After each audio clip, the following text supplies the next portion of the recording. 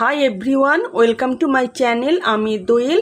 তো আজকে আমি আমের একটা টক মিষ্টি ঝাল আচার রেসিপি নিয়ে চলে এসেছি, যেটা শুধু বড়দের নয়, বাচ্চাদেরও খুবই পছন্দ হবে। তো চলুন আমার কিচেনে রেসিপিটা শুরু করি। এই টক মিষ্টি ঝাল আচার বানাবার জন্য এখানে আমি 1 কিলোর থেকে একটু বেশি আম নিয়েছি, এবং আমগুলো কিন্তু খুবই কচি, এর কিন্তু আঁটি হয়নি। এরকম আমি আম কিন্তু এখানে ব্যবহার করব। আমগুলোকে ভালো করে আমি ধুয়ে খোসা ছাড়িয়ে তারপর কিন্তু এরকম লম্বা লম্বা ফালি ফালি করে কেটে নিয়েছি। আর আমগুলো একটু মোটা মোটা করে কেটেছি, কারণ এগুলো খুবই কচি আম। খেয়াল রাখতে হবে আমগুলোর মধ্যে যেন কোনো প্রকার জল না থাকে, কারণ আমগুলো কিন্তু আমি আচার করার আগে রোদে শুকাবো না। তাই যদি ভিজে থাকে তাহলে কোনো শুকনো পরিষ্কার কাপড় দিয়ে ভালো করে মুছে নিতে হবে। আচারের জন্য আমি একটা স্পেশাল মশলা রেডি করে নেব। তার জন্য বড় চামচের 1 চামচ আমি মৌরি নিয়ে নিলাম, 1 চামচ নিয়ে নিলাম জিরে, গোটা জিরে, সামান্য নিয়ে নিলাম মেথি, আর নিয়ে নিলাম শুকনো লঙ্কা। এই 3টি শুকনো লঙ্কা আমি নিয়ে নিলাম। এই আচারের জন্য খুব বেশি কিন্তু মশলা লাগে না। আর হ্যাঁ, একটা এলাচ আর একটা দালচিনিও আমি নিয়ে নিলাম। এই গোটা মশলাগুলোকে আমি শুকনো খোলায় একটু ভেজে নেব। আর দেখুন আচারের জন্য কতটা কম মশলা লাগে। এটা ঝাল আচার হলে কিন্তু আরও অনেক রকম মশলা কিন্তু এখানে অ্যাড করতাম, কিন্তু মিষ্টি আচারের জন্য খুব বেশি কিন্তু মশলা লাগে না। এবার আমি এগুলোকে ভালো করে ড্রাই রোস্ট করে নেব, তবে গ্যাসের ফ্লেম অবশ্যই লো করে কিন্তু এই ড্রাই রোস্টটা করতে হবে। মশলাটা ভাজা হয়ে গেছে, এবার আমি গ্যাসের ফ্লেম অফ করে দেব। গোটা মশলা ঠান্ডা হয়ে গেছে, এবার মিক্সিতে এটা আমি গুঁড়ো করে নেব, তবে এটা কিন্তু একটু দানা দানা করে কিন্তু আমি গুঁড়োটা করব। এবার আমি টক মিষ্টি ঝাল আচারটা রেডি করে নেব। তার জন্য গ্যাস অন করে একটা কড়াই বসিয়ে নিয়েছি। তার মধ্যে আমি 2 টেবিল চামচের মতন সর্ষের তেল নিয়ে নেব। তেল গরম হয়ে এলে এর মধ্যে একটা তেজপাতা দিয়ে দেব, সঙ্গে দিয়ে দেব 1/2 চামচের মতন 5 ফোড়ন, একটা শুকনো লঙ্কা দিয়ে দেব, আর দেব 1 চামচের মতন কালো জিরে। এবার এই সবগুলোকে আমি 30 সেকেন্ডের জন্য একটু তেলের মধ্যে নাড়াচাড়া করে নেব।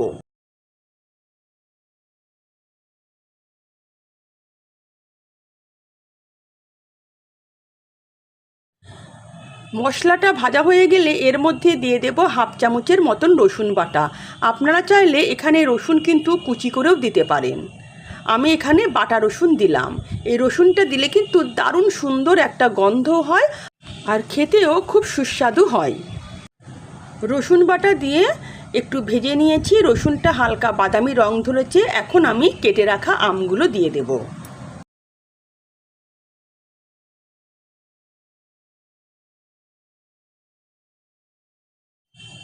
গ্যাসের ফ্লেম মিডিয়াম করে দিয়ে আমগুলোকে 4 থেকে 5 মিনিট খুব ভালো করে তেলের সঙ্গে ভেজে নিতে হবে, যাতে আমগুলো খানিকটা সেদ্ধ হয়ে আসে।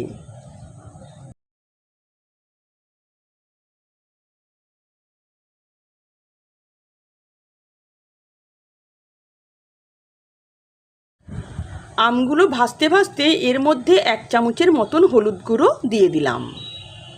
হলুদ গুঁড়ো দিয়ে ভালো করে নাড়াচাড়া করে নেব। তারপর এর মধ্যে সুন্দর রং আনার জন্য দিয়ে দেব 1 চামচের মতন কাশ্মীরি রেড চিলি পাউডার। তার সঙ্গে স্বাদ মতন লবণটাও এখন দিয়ে দেব।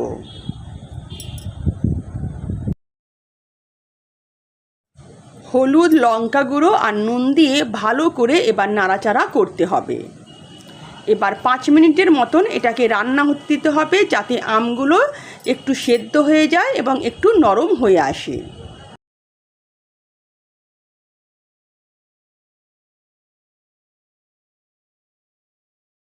ভালো করে নাড়াচাড়া করে এবার আমি গ্যাসের ফ্লেম লো করে দিয়ে 5 মিনিটের জন্য ঢাকা দিয়ে এটাকে আমি একটু সেদ্ধ হতে দিলাম।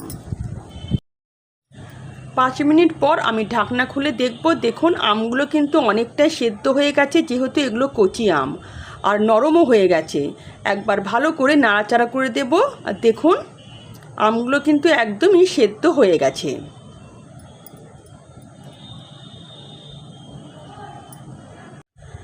দেখুন আমগুলো সেদ্ধ হয়ে গেছে, একদমই নরম হয়ে গেছে। যখন আমগুলো পুরো গলা গলা হয়ে যাবে তখনই এর মধ্যে আমি চিনি অ্যাড করে দেব। আপনারা চাইলে এখানে গুঁড়ো অ্যাড করতে পারেন। আমি এখানে প্রথমে 1 বাটির মতন চিনি দিলাম, পরে চিনি লাগলে আমি আরও একটু অ্যাড করব।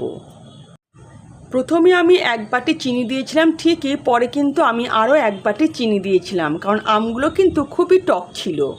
এখানে মিষ্টিটা আপনারা যে যার মতন দেবেন, যে যেমন মিষ্টি খান। তো চিনি দিয়ে ভালো করে নাড়াচাড়া করে নেব। চিনি দেওয়ার পর কিন্তু চিনি যখন গলতে শুরু করবে তখন কিন্তু একটু ঝোলঝোল হয়ে যাবে। এখানে কিন্তু কোনো প্রকার জলের ব্যবহার করবেন না।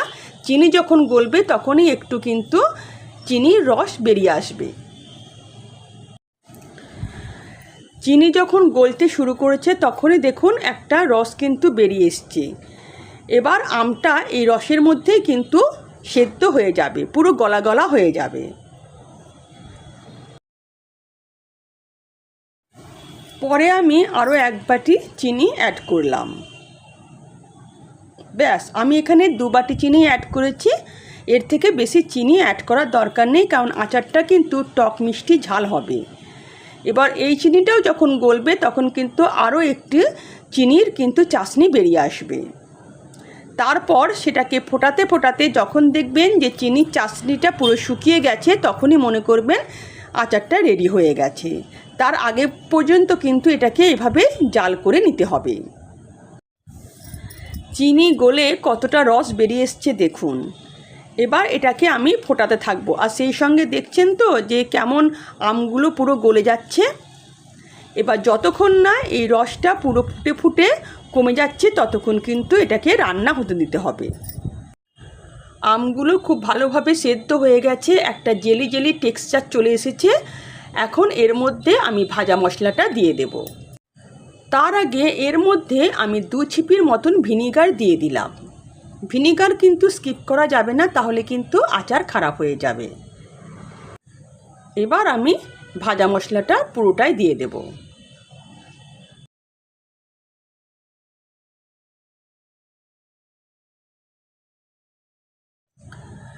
মশলাটা দিয়ে ভালো করে নাড়াচাড়া করে নিতে হবে।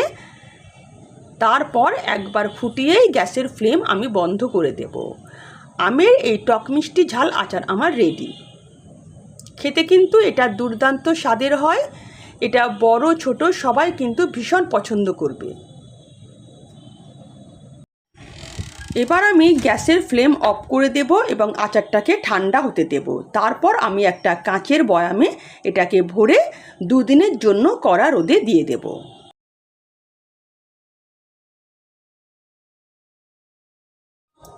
তো যদি আমার রেসিপি আপনাদের ভালো লেগে থাকে তো প্লিজ আমার চ্যানেলকে সাবস্ক্রাইব করবেন, আর পাশে থাকা বেল আইকনও প্রেস করবেন, যাতে নিত্য নতুন রান্নার নোটিফিকেশান সবার আগে আপনাদের কাছে পৌঁছে যায়।